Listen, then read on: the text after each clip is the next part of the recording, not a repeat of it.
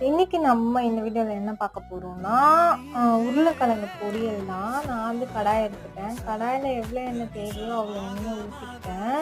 ஊற்றினதுக்கப்புறம் stove வந்து கொஞ்சம் ஸ்லோவில் வச்சுக்கிட்டா கொஞ்சம் நல்லாயிருக்கும், வாழ்க்கையிலையும் நல்லாயிருக்கும். பிரித்து நான் மிளகாத்தூள் ஆட் பண்ணிக்கிறேன். தேவையோ அவ்வளோ அளவுக்கு உப்பு. நம்ம என்ன பண்ணோம்னா நம்ம கட் பண்ணி வச்சுருக்கோம்ல அது வந்து நம்ம இது கூட ஆட் பண்ணிக்கலாம்.